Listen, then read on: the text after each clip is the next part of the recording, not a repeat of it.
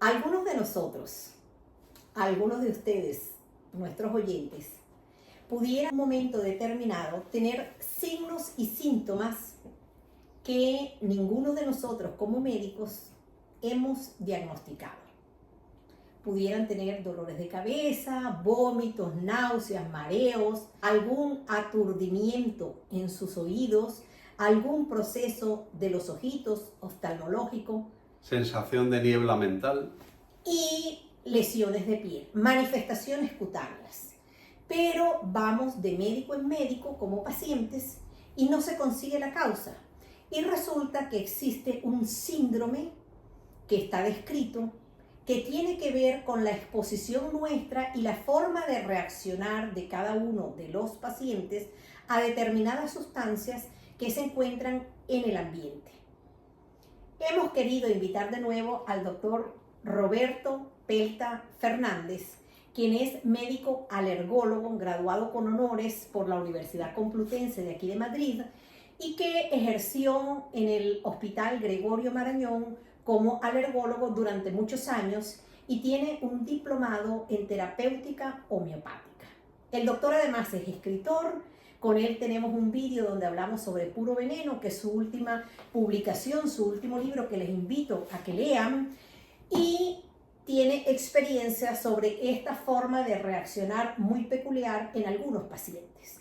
¿Qué podemos decirle a nuestros oyentes sobre cómo hacer el diagnóstico?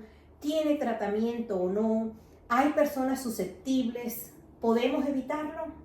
Sí, efectivamente tendremos aquí espectadores que sentirán síntomas que a lo mejor cuadran con esto. Lo que es cierto, yo por ejemplo no me dedico en especial a esto, pero sí como diagnóstico diferencial he visto pacientes que sé que pueden tener sensibilidad química múltiple, igual que ya ha habido un fallo judicial en España que ha reconocido a una persona una incapacidad por sensibilidad electromagnética, ¿no?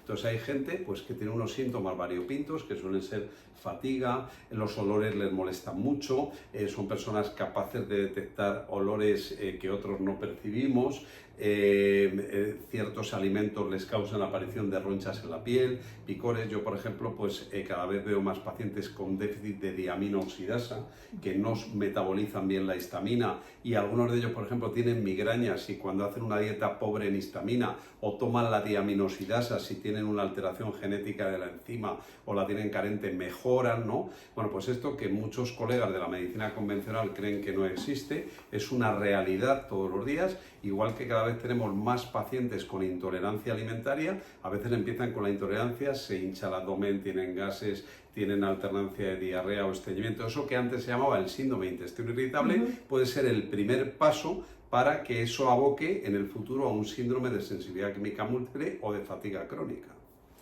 ¿Y el diagnóstico cómo se hace, doctor? Es complejo. Por ejemplo, en el síndrome de fatiga crónica se ha visto que virus, como el virus de Epstein-Barr, pueden estar implicados, ¿no? En otras ocasiones puede haber un acúmulo de metales pesados en la sangre, pero estas técnicas de detección no son habituales, por ejemplo, en la sanidad pública, ¿no? Entonces hay que recurrir a veces a laboratorios especializados, ¿no? Se puede hacer una detección de tóxicos del tipo de metales pesados hasta en el cabello, por ejemplo, con un análisis del cabello, ¿no? Hay terapias que yo no las manejo, pero tengo otros colegas que sí, de quelación para eliminar esos metales pesados del organismo. Hay que estudiar si efectivamente ese paciente es alérgico a un alimento o es intolerante o tiene un problema con la histamina. Tenemos pacientes que a lo mejor han comido un atún en mal estado y tienen lo que se llama una intoxicación por escombriformes, que no tiene nada que ver con que sean alérgicos al atún. Es decir, que digamos que la alergología hoy en día es una especialidad que se ha convertido un poco en cajón desastre, donde nos llegan pacientes que necesitarían de un experto en medicina ambiental, que no lo hay como tal, y entonces nos vienen a nosotros y ellos tienen ya una sospecha de que hay algo en el ambiente que les está fastidiando, ¿no? Entonces son personas pues que a veces los teléfonos móviles, los ordenadores, ciertos alimentos, ciertos perfumes, los ambientadores, todo eso les sienta muy mal. Es impresionante la cantidad de hogares que utilizan ambientadores, splash. Ahora que estamos en la época de verano, por lo menos aquí en España, desde donde nos estamos comunicando con ustedes, existen algunos que se colocan en la electricidad, en un enchufe, y también emiten sustancias tóxicas a pesar de que usted a nivel olfativo no lo sienta. Claro, estamos hablando, También, por ejemplo, de estos aparatos para los mosquitos, ¿no? También unos que funcionan con radiofrecuencias. También. Y estaba hablando usted de esa toxicidad, que es Claro. importantísimo, sobre todo ahora que la tecnología va increciendo cada día más y aquellas personas que duermen con el móvil en la cabecera o que están cargando el móvil y con el móvil en la mano, eso entraría dentro del mismo paquete, y la importancia de que sea evaluado el paciente, además de hacer una buena historia clínica, además de que usted nos cuente y nosotros sepamos interrogar muy bien, escudriñemos así tipo detective todo su historial, todas sus prácticas, todas sus costumbres, el ambiente donde usted se desenvuelve. Y el ambiente donde trabaja, muy importante. También. Sabemos, por ejemplo, que Miriam, tú eres experta en dermatología, que si trabajas en un ambiente muy seco, hay enfermedades de la piel por la sequedad del ambiente. Igual que se han visto casos de lipodistrofia, alteración de la grasa en algunas zonas del cuerpo por estar en un ambiente laboral poco adecuado, ¿no? Por ejemplo, un alérgico a ácaros, si tiene moqueta en el ambiente y encima pone un humidificador, ahí los ácaros proliferan. Claro, es que hay la creencia de que los humidificadores son buenos para todo. No, a lo mejor en un alérgico a ácaros o hongos lo que tenemos que utilizar es un deshumidificador, no un humidificador. Usted ha dicho cosas, me parece un personaje sabio de nuestra medicina, y vamos a tener que venir a conversar más con usted. Va a haber que hacer más estamos aquí en el consultorio privado del doctor Roberto Pelta, y lo que ha dicho de los humidificadores, eso es una lucha constante con las madres. Sí, muy importante, existe el pulmón de los humidificadores. Ojo, si no limpiamos los humidificadores, pueden crecer hongos, y ha habido casos de neumonitis por hipersensibilidad por algunos hongos que crecen en los humidificadores. Tú sabes que yo les digo a mis pacientes, que muchos están aquí conectados escuchándonos, yo les digo, madre, mire, como usted no me cree a mí, yo le voy a buscar al experto, porque muchas veces van al médico de la puerta del lado y le da otro mensaje. Y pues alusión a esto del pulmón del humidificador, igual que existe el pulmón del frecuentador de saunas, ¿no? Gente que va a la sauna y hace una neumonitis, que es más grave que un asma, es una inflamación de los alveolos pulmonares. Pero es que tenemos otro problema. En España la causa más frecuente de la neumonitis por hipersensibilidad es el pulmón del criador de palomas.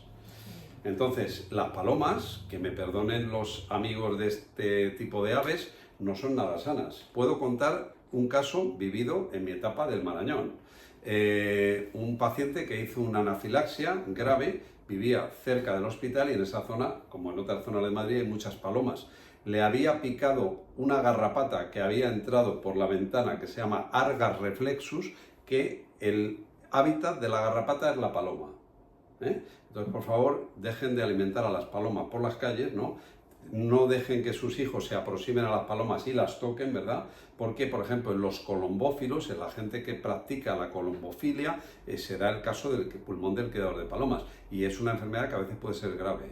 Está prohibido legalmente, incluso ocasiona multas, no solamente aquí, sino yo acabo de regresar de Japón, y allí en cada parque tiene un letrerito donde dice que está prohibido alimentar a Me encanta la sociedad japonesa. Estuve allí como hace 30 años y me di cuenta que estaban mucho más avanzados en higiene y salud pública que nosotros. En higiene, en Japón yo he quedado asombrada.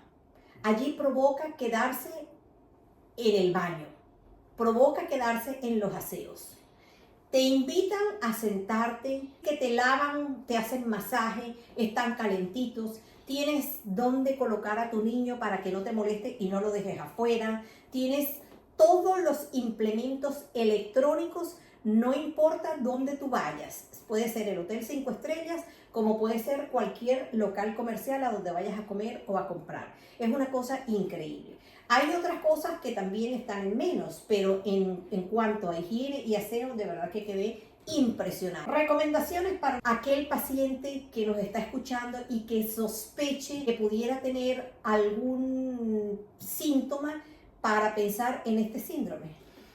Pues recomendaciones complicadas porque no hay expertos para este síndrome, no hay expertos como tal, pero bueno, al menos hay que aproximarse pues haciendo una historia clínica, que es la base siempre del diagnóstico médico, viendo si realmente esa persona tiene síntomas compatibles con eso y, por ejemplo, la enzima estaladiaminosidasa se puede medir en sangre, se puede hacer un estudio genético mediante un raspado simple de la mucosa de la boca, los metales pesados se pueden determinar en sangre, el virus de Epstein-Barr y las fracciones del virus también se pueden medir, o sea que hay algunas aproximaciones que se pueden hacer. Y también descartando cualquier otra patología que el paciente pudiera tener. Claro, porque por ejemplo una patología ahora que está muy emergente, aunque son casos raros, es la mastocitosis. Tenemos también pacientes que hasta hace no mucho, pues únicamente estaban los casos cutáneos, ¿no? La famosa urticaria pigmentosa, tú que haces dermatología, que veían los dermatólogos, pero ahora tenemos gente que tiene una mastocitosis indolente y que mientras no haces una determinación de triptasa, que es una sustancia que liberan las células de la alergia, los mastocitos, no lo ves, ¿no? Y entonces, bueno, pues también esas personas pueden hacer episodios graves de alergia, de anafilaxia, ¿no? Muy importante como recomendación, ya que ha salido el tema de la anafilaxia, que siempre que tengamos un paciente con una reacción alérgica grave, por ejemplo, a un veneno de abeja o de avispa, ya que ha salido el libro de los venenos, o por ejemplo con determinados alimentos, sobre todo en niños, llevar siempre adrenalina autoinyectable. Ha habido ya algún caso de muerte en algún niño por una celebración donde no había adrenalina disponible. Yo cargo conmigo una, y sobre todo porque sería muy triste para mí como pediatra y como dermatólogo pediatra estar en una situación, sobre todo en los viajes, donde se presente una reacción de este tipo y no poder ayudar al cargar un vial que contenga adrenalina. Por cierto, pero voy a aprovechar. Miriam, perdón por la interrupción, pero tuve ocasión de escuchar a una alergóloga catalana que ha puesto en marcha una iniciativa para que haya en el futuro adrenalina en sitios públicos, como puede ser un aeropuerto, un gran centro comercial, igual que tenemos desfibriladores. Perfecto. Entonces eso va a estar, yo ya lo he visto en algún congreso europeo de alergia, va a estar colocado en una vitrina para poder hacer uso de esa adrenalina autoinyectable tanto en dosis de niños como de adultos. Excelente, porque existe mucho, y algo que yo voy a aprovechar de preguntarle, ¿a qué se debe que le pongan la fecha de caducidad a un medicamento que salva vidas, que como usted dice debería estar en cada esquina y que sabemos que no es perecedero, así como se dice, pero que cuesta 25, 50 euros? Claro, o sea, le dan una fecha de caducidad máxima de 1 año y medio, efectivamente, pero eso es una cuestión normativa, digamos. Yo ahí de verdad que Hombre, quisiera... la recomendación que yo daría cuando vayas a una farmacia a comprarlo, que no te lo den muy cercano a la fecha de caducidad, que por lo menos esté lo más alejado posible para que te dure 1 año y medio. Porque tampoco te lo cubre completo la seguridad social, entonces... Esto bueno, tienes que pagar una parte. Para los pacientes, sí, pero esa parte ya asciende a los 25 euros, doctor, sí. O sea, no es una cosa tan gratis, y luego tirarlo a la papelera. Y sabemos nosotros también que para eso quiero invitar a un farmacéutico para hablar de la caducidad de los medicamentos, que se han hecho trabajos y están publicados, que existen algunos medicamentos que después, mientras no esté roto el envase, no esté abierto, no haya sido expuesto a la luz solar o a las inclemencias del tiempo, incluso tienen una vida de duración hasta de 5 años. Eso es algo que a mí me ha preocupado, no solamente como médico, como pediatra, sino como mamá, como abuela y como ciudadana común. Cada día tenemos menos dinero, menos posibilidades, estamos en peores condiciones, y los pacientes que necesitan cargar el autoinyectable no solamente consigo, encima la mamá en la mochila, sino que también en los sitios donde están nuestros niños deben estar a la mano para que sea administrado por alguno de los Y en caso de gente muy sensibilizada hay que llevar un doble inyector, ya se comercializan dobles inyectores. Exacto. Importante. Bueno, tenemos pendiente esa conversación con otro de nuestros invitados. Gracias, profesor, por ilustrarnos. Me encanta, este es un hombre polifacético, sabe mucho, y además que es escritor, presentador, radio, televisión, en fin. Un abrazo, no mil bendiciones, ni nos aburre a nosotros tampoco. Un abrazo, mil bendiciones, y los esperamos en una próxima oportunidad. Adiós.